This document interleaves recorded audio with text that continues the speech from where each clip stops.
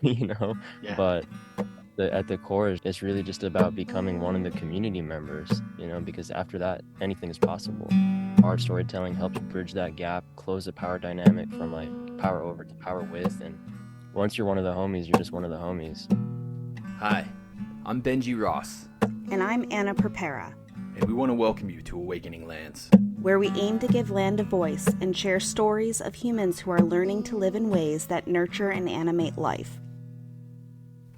Here, you'll find unfolding stories of regeneration that are happening all over the planet, and feel the story of humans learning to come home. We will highlight the people working to create the possibility of regenerating whole landscapes. We're calling these people landscape leaders. The easiest way to spot them is by their devotion to their people and place. They are essential to regeneration, and we want to share their stories in order for them to see one another and for us all to see the pathways they've taken. It's in this way we'll also see entire bioregional narratives coming to life. And we're aiming to do more than tell stories. The earth needs her humans to come together as one, to become more than we've been. Let's co-create the spaces to do so. Let's author the stories that show us how. Are you in? All right. Well, hello, everyone. Today we are speaking with Kiran Topiwala. And Kiran is an artist, someone who is learning to walk the pathway of regeneration, a seeker of the right way to be humans together on Earth. He believes in the power of collaboration, innovation, and conscious design to create a positive impact on the world. Kiran's also the founder of Kula, which is doing some very inspiring things to make regenerative practices and land connection accessible for more people. He's the creative director of Unorthodox Publishing, a community art and storytelling initiative. And we have some other community artists in other bioregions in our network, so I'm sure that they will be very excited to hear that, Kiran. And an important storyline in Kiran's life, which we'll be sure to explore a bit in our conversation, is that when he was selecting a practicum for his master's degree in development practice, he chose to explore development strategies for a grassroots organization in Dharamshala, India, called EduCARE. It was at EduCARE that Kiran met a true community weaver, one might also say a landscape leader. This was a man named Harjeet, who has since strongly informed how Kiran thinks about community and landscape regeneration. I once heard Kiran say that this experience revealed to him the concept of regenerative flows. So we'll hopefully meander through some of this in our chat. And Kiran also likes fishing and photography. Well, welcome, Kiran. It's great to have you. Thanks so much, Anna and Benji. Thanks for having me. Great to be here. Good to have you. Great. Well, and we like to open up our podcast with a little gratitude practice. We would love to hear what you're grateful for. Awesome. Yeah. Biggest thing for me is I'm just eternally grateful for my family, my friends. They're really just like the support system. And without them, like there's just no way I would be where I am today doing what I am. And it's just really awesome to continually have them in my life as not only like people to bounce off ideas with, but also just like go through life with, and this journey that I'm on, try to bring them on that as well. And it's just really awesome to do that with them. Great. Well, and we were just saying how people in your life are just, they're the center of so much of what you do and what you care for. So that's wonderful to hear. How about you, Benji? What are you thankful for? Yeah, thankful, grateful, also for support systems. Yeah, they're everywhere, right? They're so easy to overlook, but they're everywhere. So I appreciate that. I want to be grateful for that too. And I'm also really grateful for worlds within worlds. And what I mean by that is I just traveled from Paonia, Colorado on the western slopes, and now I'm in Denver. I'm staying with family for a little bit before I move on to my next adventure. And I just love the difference in expression of the landscapes between the western slopes and the Front Range. It's just it just has a completely different character, even though it's, both Rocky Mountains. And I just love that, when you travel the world, I'm just constantly in awe that it can be so different. That's just something that I find is so natural to be grateful for. How about you, Anna? Well, I'm also grateful for the variability of the land, but specifically like across time and across seasons. So I live in the Northeast, and we are really finally hitting peak color season finally. So we have, all the trees on my block are all vibrant shades of red and yellow and orange. And we got a light dusting of snow last night too. So it's just so beautiful outside. And I love this time of year. So. All right. Kiran, you ready for some questions? Yeah, let's get into it. Let's jump in. So our first one, we figured we had to start here for a couple of reasons. It seems to be something that defines your life. Speaking of the Dharma, when we think about these practices that we engage in that help us to become better humans, that define so much of our perspective of the world, really they're upstream of everything else that we do. They're really so impactful. And you've shared the influence that the Dharma, that your practice has on you in a number of ways, in terms of how it helps you to walk through the world, influences your relationships. I'm just wondering if you can share with us, what it looks like and maybe how those influences have shown up for you. Yeah, sure. Yeah, this discernment of what Dharma is for myself, and that kind of journey of figuring out like what is right in a sense, and like what to do, it like really just stems from like those people around you, the landscapes around you, and like those support systems that we already mentioned that we're so grateful for. But like once you're able to like figure out what they actually are and how they operate, you can really try to figure out what that system is and how it's supporting. Dharma, in my interpretation, is literally just that which supports. When it relates to like regeneration, it's just regeneration is also that which supports natural cycles of life. And like once you like notice these things and become aware of them, you're able to continually build your Dharma.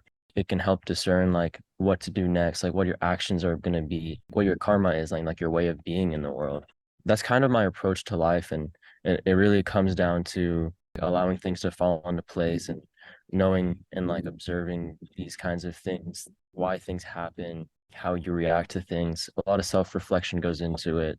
And it's just a really powerful way of like trusting the process in a sense. And just being there, being aware of those things is so powerful in the way that things can happen, and like knowing what to do. It's more of like the spiritual journey of figuring out who am I? What is this path that I want to be on? And then like once you're able to figure that out, like that system that supports that, it makes it much easier to figure out where you want to be. So once you're aware of that Dharma, it's very much simplified in a sense, like this is the next step and this is what I should be doing. So that's a little bit about that. Yeah, and I think it's really interesting to reflect on, yes, it's a process that all of us as individuals can cultivate, practice to guide us in becoming better humans. And there's so much that can also be applied to the communal scale, to the group scale. Sure. One of the things that really strikes me is the value of in Dharma practices of awareness, of observing, of developing the reflex to go back to that place of observation. So you can operate from intuition, so you can see the field more fully, so you can operate from the heart and the mind. I wonder if there's, is there any intuition that you have around how this can be applied to groups and regeneration on the community scale, this idea of observation? Yeah. A lot of it, I think, has to do with this kind of concept of belonging. Once you start to belong to a group of people in that community, it makes it easier to be aware of like the kind of group dynamics, like what's happening. For me, this really starts like at home with the family. Once you're able to like belong with your family, you're aware of everyone, what they're wanting to do, how they want to be in life. And then it's much easier to figure out how to do these things together. We could be living under one roof and everyone's kind of living individual lives in a sense, and they're not really tied together. And there's kind of not that sense of belonging, even if you're living together under the same roof. Once you're able to start to belong and you become aware, the Dharma kind of becomes collective. And there's just these next steps that you could go along this path as a group together, and it would just feel right. And you'd notice things falling into place that are no longer coincidences. And they're just patterns of things that are happening, and you're just allowing them to happen. But the tricky part is trying to scale that. You can't try to go out and make this happen with other people. It's very much like a personal journey in itself where you have to be a part of it. I know that you've talked about in the past how your family is incredibly important in your view of the future and how you want them to come along with you. And I think that that's so important when we're thinking about a culture shift, bringing all those people who are very important along with you. So I'm wondering if you can speak a little bit to your family and the role that they play in what you see your future being. For sure. For me, this journey inward and trying to figure out what my own Dharma is and what kind of karma that translates to, like what kind of actions that translates to. The deeper you dive, you figure out that where you are is very much because of those around you. And trying to figure out where that disconnect and belonging happened and like how that made my family live kind of more individual lives. It really goes back to like when we were disconnected from the land back in India where we were all living together. We had dependent lives. And that was a couple of generations ago, right? I've been like generationally displaced in the sense. And the ancestors, like my grandparents and their parents, decided to go on this journey across the world to go fulfill like this American dream and in the name of development, in a sense. And being more modern and more advanced. And in the process, we got very lost. There was no connection to the land. And then when you lose that, you start losing the connection with each other. So what happens now is we're trying to figure out how to belong with each other, but there's also that longing for like where we want to be and like where that place is. And for me, I grew up in a household where we still practice a lot of the cultural things from India generations ago. We grew up eating like Gujarati food. We grew up going to all these different festivals, and but it just felt like we were in a foreign land at the same time. So you're trying to preserve all these things, but then at the same time you still feel that kind of longing to like, okay, maybe we should like go back. So now, generations later, we're living here all together, kind of living independent lives. So, as much as it is my journey, in a sense, like trying to go and do regenerative work, and like my own Dharma has guided me to go and do this, in a sense, you kind of discover that you can't really go forward and do this work without them. Because if you can't even show for yourself that there's this kind of Dharma as a collective and you're able to do these things as a family, then there's not really a way in my mind that you can just go out and create like a whole cultural shift and like influence other people to do the same thing. So as much as it's like my own journey, it's also like trying to prove to myself and other people that, you know, this is a very possible thing and it starts at home.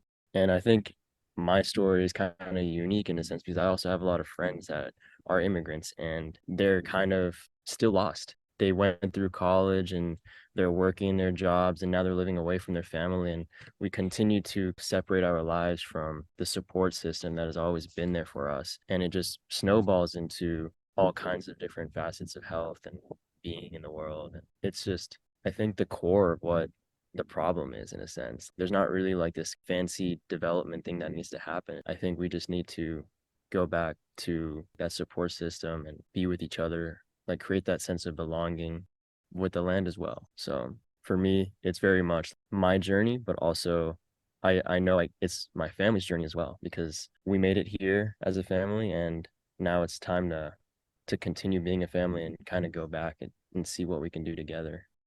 Yeah, and I think one of the reasons why your story resonates so much with me and Benji, and I'm sure so many others, is that feeling that can be very isolating. So the fact that you place so much emphasis on bringing your family along with you is something that I think is what so many people are looking for. And your ideas of being able to replicate that, very uplifting and inspiring, and will make so many more people comfortable with this pathway.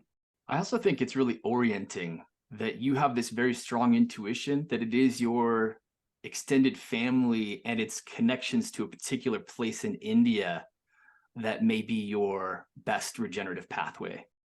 Yeah. And I think that's something that also resonates with a lot of the family members as well. And even though like I never even grew up there, it's just it feels like home. It feels like the longing that we are in search of for belonging is that place is over there in a sense. And maybe that's because of the way that the family lived generations ago together there and the social customs, the traditions, the way that we were brought up over here. We had like a little piece of the pie, if you will, and the whole pie is over there. Yeah. Okay. Well, we've sort of dipped our toes into your story in India. I think that let's back up for just a minute to sort of the building blocks like philosophy. We kind of like tongue in cheek call you a bit of a rebel learner, and we mean that endearingly. You're willing to go against the grain, and I think that it's such an important attribute, and it's something that we see over and over in our network of landscape leaders. So many of us, if you look at our journeys through life, our learning journeys in particular, we've sort of molded them to something that we feel is regenerative. And so I just like to reflect on how you became so comfortable going your own direction. If you have any origin story, that'd be great. Or if there's any particular philosophy you can share, I think that would be helpful for our landscape leaders. For sure, for sure. I feel like there's so many different ways I could take that, and it's just like such a complex web of things that made me the way that I am. But one thing at the core of it, I think, is like I've always just been like super curious, and I always question the way things are. Maybe that has to do with my background in engineering and just like trying to figure out how things work. And I've always been like very curious in that sense. So whenever I go and do something, it's very much about like asking the questions why, like why is it this way or why is it that way? Why is it happening like that? And I remember like maybe one of the earliest instances was when I was working in Honduras. We were there working with a community designing and planning the water system. So it was more engineering than it was like doing the community work. But one of the things that like me and some of my friends that I was down there with noticed off the bat was we had been there before in a much poorer community that didn't even have water access. And then this community that we were in had water access, and it seemed like they were better off in a sense. So one of the questions that kept bugging us was like, why did we get assigned to do this one when we know there's other villages out there that don't even have water? So that, that brought a lot of questions about like, so how do people decide like where does the sustainable development happen? Like where does the aid go? And it led to a lot of questions like, where should even my place be? Where should I be helping? Because I know I have something to offer, but you obviously can't be in every single place at once doing these kinds of projects everywhere. And it kind of made me dive into like the ethics and the spirituality of it all, and like trying to figure out for myself a lot of things along the lines of how development happens, but also how does that relate to you as a person and like where your place is in all that. And ever since then, it kind of just snowballed into me questioning like how everything happens. And I ended up doing this development practice program at Emory, where I continued questioning a lot of things. Like we learn about how things are broken, how these kind of nonprofit industrial complexes take shape. And you ask, why does that happen? Like, why is it continuing to be perpetuated? Why is it not being fixed? And then it starts begging questions like, all right, well, if I know that this is what's happening, and I don't want to be a part of it, then what do I do? Like, what can I do even? So in a sense, that contributes to like my own Dharma and like figuring out what my karma is again, right? Like it's very much, this is what I know, and this is what I figured out for myself. And then that translates into figuring out what you can do, like where you can help. And I think being like a contrarian in that sense and always questioning things is just so powerful because it helps you figure out your own ethics and like how you want to be working in the world, where you want to be working in the world, and how your approach should be. I'm not saying like my approach is right, but at least I think that I'm okay with my approach in a sense, and it makes me comfortable versus conforming to someone else's interpretation and their ethics and going and doing the same work. Follow-up question. I see you smile a lot when you talk about like being a contrarian and rebel learner. Is there like playfulness in it for Oh you as yeah, well? Do you think that's a big part of it? I did enjoy being a contrarian. Challenge. And the professors honestly like it allowed me to do things like my way in a sense. So like if they Mhm. assigned something in a that was like kind of framed in one way, I would just take it a completely opposite direction and then end up doing better on that assignment than everyone else. So it was just Mm. like, haha. Yeah, wow. Yeah, that speaks to the mysterious power of creativity and thinking outside the box. Yeah, That's always available to you, even if there are, certain constraints you perceive. Oftentimes you sure, can just blast right through those. for sure. And I think that you being a contrarian was really apparent when you chose your practicum site. I'm wondering if you could tell us the story about how you came to find EduCARE and how you ended up going to India. For Went sure. grassroots. I Mm-hmm. did. Yeah, low Yeah, resource. low resource. It really just starts with trying to figure out. So like my first year during the program, I was working with project teams in Ghana, Morocco, Zimbabwe, and Bangladesh, I think. The whole premise was like trying to figure out projects that had been completed like 3 to 7 years ago had sustained or not. And this just begged a lot of questions to me. Is like, how do we not even bake in sustainability to these programs so like we don't need to go back and do studies to know that they sustained? So it was just a lot of problematic things for me. Didn't make sense, first of all. And it was just like a waste of money in a sense. We're really spending time doing this when there's actually things that we could be doing on the ground.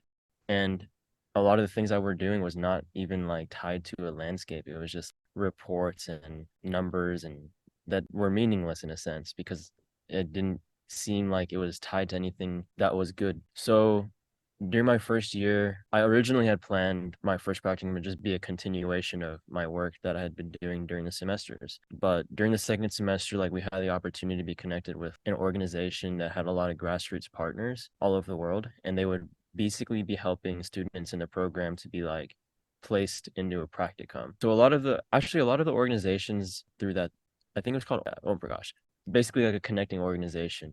They had a lot of grassroots organizations, but I think they also had some other like nonprofits and such. But I decided I wanted to be like on the ground, not behind a computer all summer, and trying to get like a fuller experience of everything.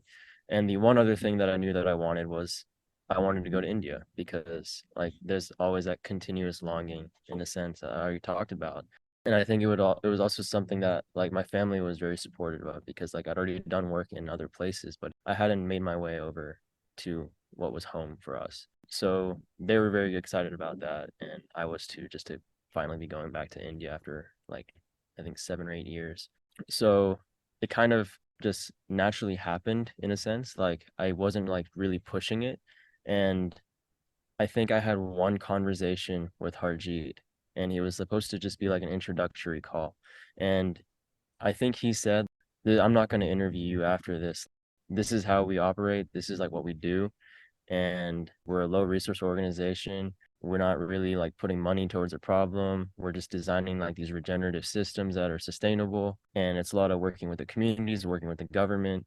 And it took me not too long to actually understand what he was talking about. And I was just like, this feels so right. And when he said he's not going to interview me and it's just up to me if I want to come or not, I was like, this really sounds like the place that is for me. And he gave a lot of warnings, like a lot of people like don't understand this, and like they come here with expectations of doing like a community project, like a cleanup or something, and we don't do that here. Like it's just community, like weaving and trying to create these regenerative flows and creating these programs that are just built in sustainable.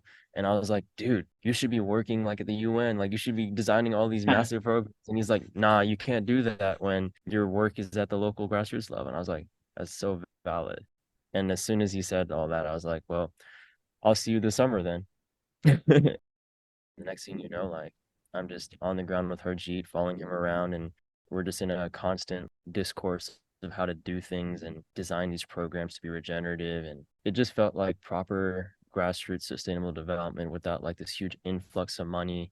There's no emphasis on report making and fluffing up the numbers and none of these things that make the nonprofit industrial complex what it is. And I was just like, this just seems like how sustainable development should be happening.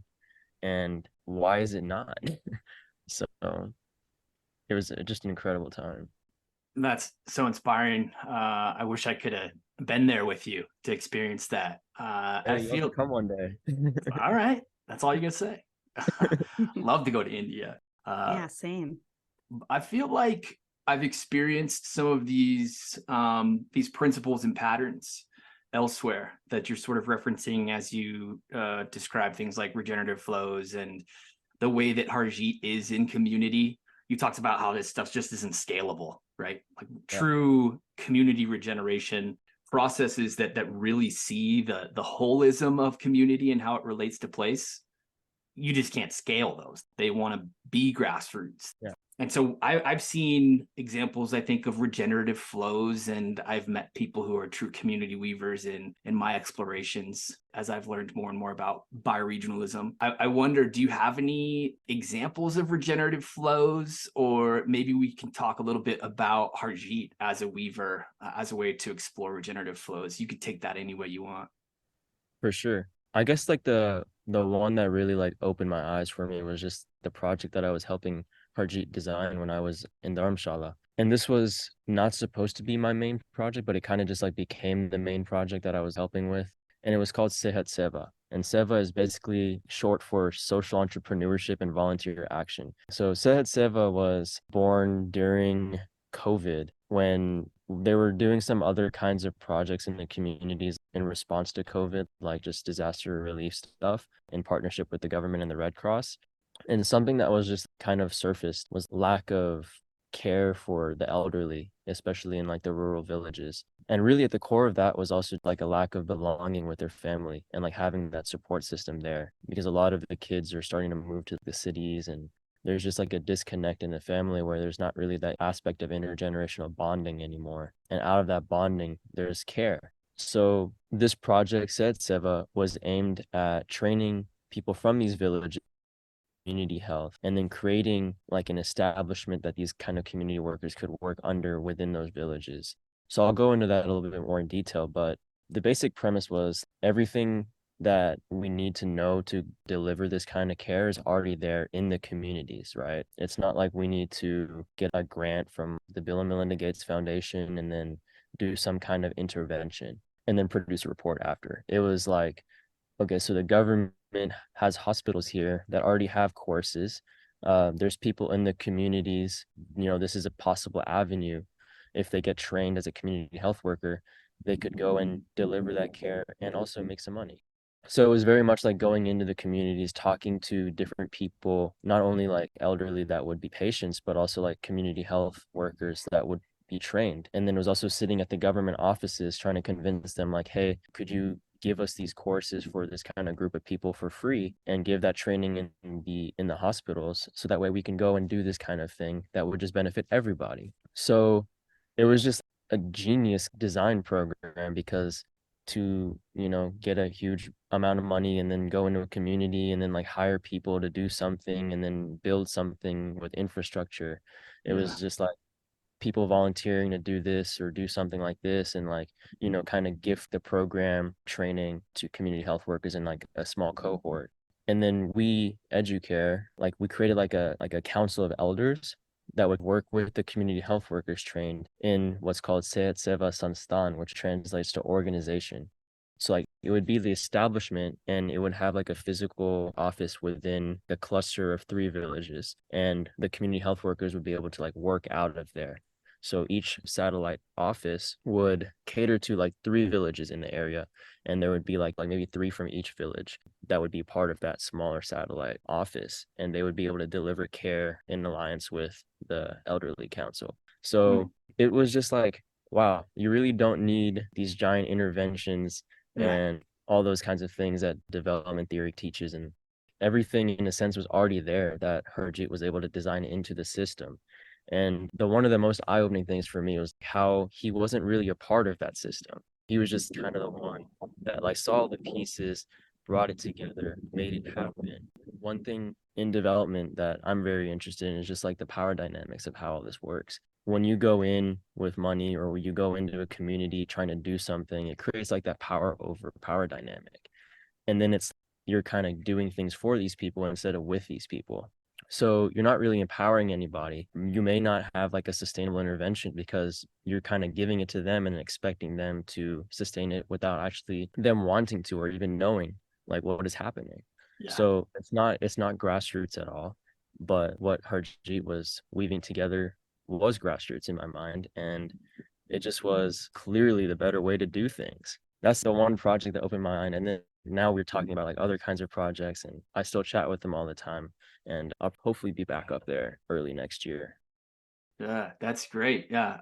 We were thinking a little bit earlier about the value of thinking beyond constraints in order to unlock creativity. I think that so much of what we're talking about is thinking beyond the constraints of money as the thing that enables us to do all of these things. It seems like money actually just gets in the way. It creates structures where we continue to rely on more money in order to continue processes that were formed initially with money. Go figure. Sure. But when we don't have money, when we're low resource, we open ourselves up to all the other things that are happening. We see the system in terms of the full variety of forms of capital, of forms of value. And of course, it's so much more than money. Money is just a concept that we've invented. We start to see ecology. And I think that that's a really interesting way of thinking about regenerative flows, of framing regenerative flows. It's all the things that already exist that, we're sort of blinded to because we're caught thinking that money is the way that we have to do everything. For sure. And so going back to Harjeet as the community weaver, he probably has a lot of intuition around this kind of thing. I wonder if you could give us just a picture of how he moves through the day. You've had some pretty comical descriptions in the past. I wonder if you could share with our audience. What's it like to follow Harjeet?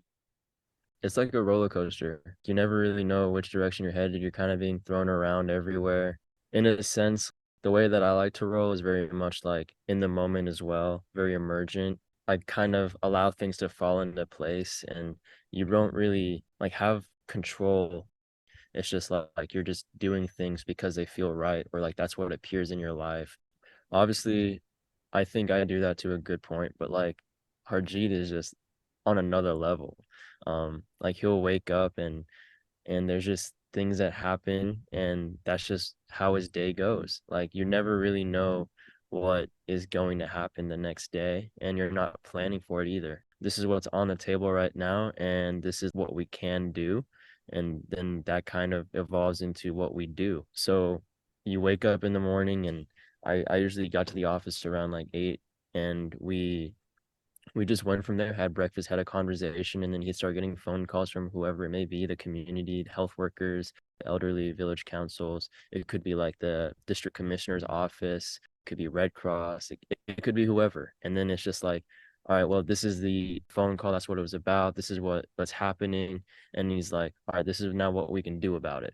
So he's just kind of the guy that everything goes through and is the one holding not only the relationships in place, but also just regenerative flows in a sense. And I think it's just so beautiful how he does it, because a lot of people just don't have the capacity to roll like that. I think you never really know what's next, and there's not really a sense of security. And I think that's also one of the biggest challenges people have in making a transition and doing weaving work, because there's not really that sense of security in doing it, because it's not about him. He's just existing as part of this larger web of life. It's supporting him somehow, and I still don't know how, but it is. And it's not like he's a piece that is partaking in this complex. He is actually just part of it at this point. I think that's also why it's so important to be tied to that landscape in a sense, because if he leaves, things start to fall apart. And once you're part of that complex web of life in a sense, you're just there, you belong, and things just happen. And when you're not, it's you're consistently fighting to be on the right path.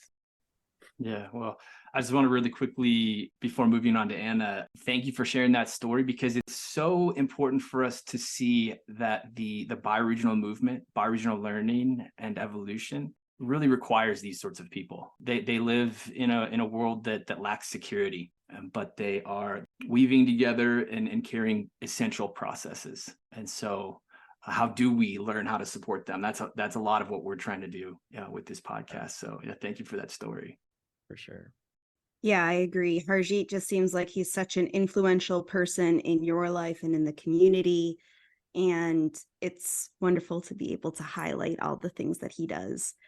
So your kind of apprenticeship with Harjeet, how did you move from that into coming up with the idea for sacred sanctuaries? For sure. A lot of this, happened naturally. Towards the end of my summer with Harjeet, there were a lot of questions of like, how can we like bring more people into this kind of work? How do we like pass along this intuition of weaving, and how do we create more weavers and create access for people to do that kind of work, but also to be a place where we can immerse people who have no real knowing of what even weaving is, but also just like people who want to get a taste of doing regenerative work, because it feels like, especially like among all my friends, there's some work that feels right and there's some work that just doesn't feel right. Like people have a knack for wanting to do like social impact stuff, but then there's an access problem. There's not really like a place for people to go and do that and then also make money to sustain themselves. So besides volunteering, there's not really a way of life that exists for people to live regeneratively and have that sense of security that the dunya gives you at the moment. So in having those kinds of conversations with Harjeet, it was just really apparent that we needed to create pathways that provided that kind of access and support system to people who didn't have it, because people are motivated. There's just not a very clear way for people to get involved. And at the core of it is that kind of belonging with each other, belonging with the landscape. So it has to start with a place. And that concept of sacred sanctuaries is born. That would be the place where this kind of work and the weaving flows through, but it also becomes a place for people to come, get immersed into the work, learn the ways of weaving, but also just learn how to become like a part of the complex web of life that exists, teach them how to see it, just a whole web of things that could happen. And then also at the same time, like create sustainable financing model for these things to operate, and not really like as a business, but as a place for people to come and find that sense of security, because otherwise they wouldn't come if they don't feel that support that they need. Yeah. That's how sacred sanctuaries came about, but it continues to evolve to this day. And Sure. we that the core of it is still just, we need what we're calling like the sanctuary stewards, in a sense, the real champions of the community like Harjeet, who are the ones that are being the mentors for these rangers, who we're calling like the people to come and have that experience at a sanctuary and become a part of the work that is happening, get immersed in it, and find a way to contribute. Because without the sanctuary stewards, it wouldn't happen. You could have a place, but you don't have the person to connect the place with the people. It creates this support structure. Going back to family, right? Extended family. We all need support structures. Yep. We can't go alone in any of this. And so I see this as this awesome opportunity to create access to the livelihood so people can get a taste of it. You've also mentioned connecting people to land, because oftentimes people are coming from these urban settings and they are very concerned about the earth. They long for deeper connection, but oftentimes they don't have access to it. So I am really excited to hear how this idea evolves, and through practice on the ground, what you learn. And lastly, storytelling is so important. You mentioned that as well. Yeah. And I'm wondering if there's anything you can share with us about how you are telling this story, or how you're thinking about this story as part of Sacred Sanctuaries. For sure. Yeah, I mean, narrative is the thing that holds it all together. Like, it's the most powerful thing we have. Even something I've recognized, how my path, my story has influenced the people around me. I just noticed this past weekend when I was having my first art gallery, where I was showing the photos and the stories from this past summer in India. And so many people I didn't even know came up and they're like, wow, this is like some incredible photos, but also just like the stories behind it. It hit the point where people were like, this is the kind of stuff that I want to be doing. This is the kind of work that I want to be immersed in, and not sitting in a cubicle working for TikTok or whatever it may be.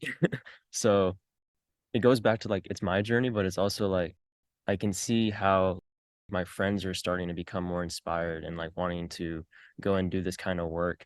But without the courage, in a sense, it's hard to go and fully be a part of that complex web of life that we try to push forward in the sacred sanctuaries. So it's very much about like, how can we use the storytelling and like the art and like show people like this is very much possible, and like it helps to create the story of going down that path and fully being immersed in it at some point. And it starts with cool stories and like showing people this is how you can, make the baby steps into working your way there. The stories of how things fall into place. And at the core of it is we're trying to figure out like how our individual stories are now becoming like a story of us. And know that you have several projects that you're working on where you're really bringing your photography, especially, into this storytelling and artistic expression of what you're doing. That's what your role in Unorthodox Publishing focuses on. And you just recently put out a zine called Maya that shares so many stories across your time in India and things that you've been involved in. And I think that you're trying to raise the stories of others as well in this process, which is wonderful. And you developed this program called The Rangers, where you are inviting young people into this regenerative pathway. And I'm wondering, how does your storytelling bring people into a program like this? How are you using your talents to draw people into this program that you've designed? For sure. So at the very core, like the Ranger program is just to get people immersed in regenerative work and starting to go down like the pathway of weaving, but also just like sustainable development work and like regaining that connection with the land and with the community. Art, storytelling, it helps to form that sense of belonging. I've noticed it's just like when I'm shooting photos in a community, when I ask to take a photo of someone in the community, like that camera, when I'm taking that photo, it connects like me with the person that I'm taking a photo of. It starts a conversation, and that conversation turns into storytelling of my place and what I'm doing there, but also like their life and what they're doing there. From there, it just evolves and continues to evolve into how our stories connect. It's just like a beautiful thing. From there, it just you don't know what's gonna happen. I think using my photography to like see that has just been so powerful. And then when you're able to share these stories, like a lot of the portraits that I had at the show were people that like I spent a lot of time with and got to know, and there's a whole relationship underneath that photo. Trying to explain that and show that to people was really powerful because like that kind of connection is something that people lack, I think. And Mm-hmm. like once you're able to use the art to connect with people, shows people like there is a way to do it, and really powerful in a sense in connecting and bringing people together, creating that sense of belonging. I heard recently somebody say that they met with some young people and brought in these stories of regeneration, and they were left with the sense that there is this enormous latent energy amongst young people. There is this enormous hunger for stories that hold within them a positive future, because they haven't heard much of that. And so I just want to take a moment to reflect on how impactful, because of that latent energy, things like community art and hosting these sorts of discussions with young people can be. And I think you're filling that role. I think you're tapping into that energy. And so good on you for it. Yeah, it's so massive. I felt it myself just on my own journey. Like you start reading something and you're like, wow, I really, really resonate with that. And then you want to learn more. And then like somehow you start going on your own journey of making these stories happen. And there's so much of that latent energy, even just with my own friends. They're wanting to get involved somehow. So it's all like, how can we continue seeing how they can get there, and whether it be in their own landscape or what they want to do, how they want to create their own stories with their own families and regain their connection with the people of the land and everything. But yeah, I see stories and art. It is the most powerful thing we have. I mean, like the news uses their narratives to do things, and I feel like we could do the same. So Mm-hmm. There's a yeah, rebel learner. yeah, there we go. But yeah, it was so awesome. Like I was just really taken aback at the gallery on Saturday, and it's so cool seeing like how people were inspired. And like I even talked to like parents of my friends, and they were like they're still confused at like what all my work is really about, and it's kind of hard to explain, you know. Yeah. But at the core, it's really just about becoming one of the community members, you know, because after that, anything is possible. Art storytelling helps bridge that gap, close the power dynamic from like power over to power with. And once you're one of the homies, you're just one of the homies. Yeah, that's it. Well, and I think it's interesting that you're weaving these things together, because one of the challenges with sustainable development is bringing people in from the outside and having them impose their ideas and their structures on a community.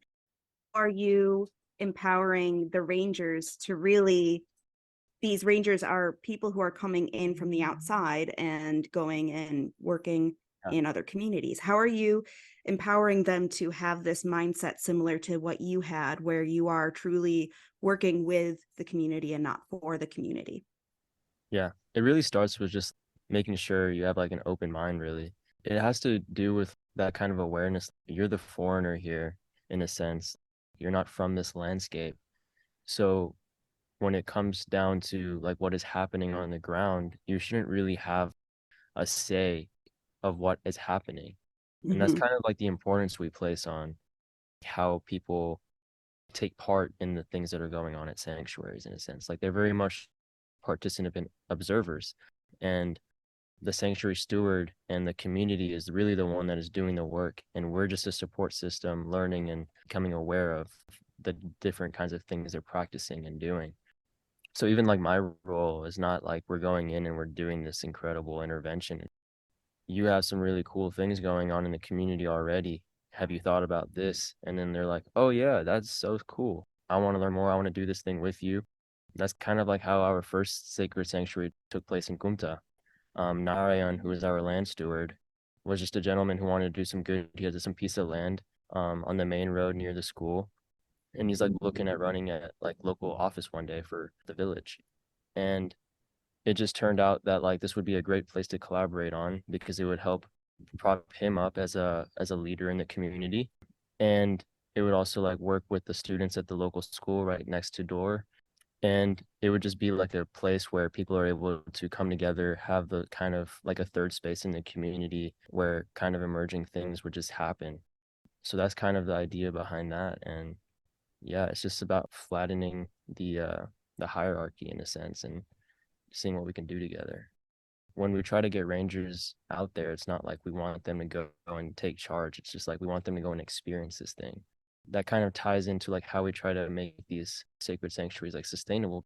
It's more of like a experience that we're selling to them, like an ecotourism thing. So like rangers are able Mhm. to go experience this thing, be a part of it, and then we also have people that are working with the rangers who are just able to go and visit it as a homestay and take part in it. So we're working on the whole design and everything, but I think there's a lot of substance there to it because even just like in India, like ecotourism is this new thing that's starting to happen. People want to get out into the nature, want to experience these things, and they're willing to spend money to get involved.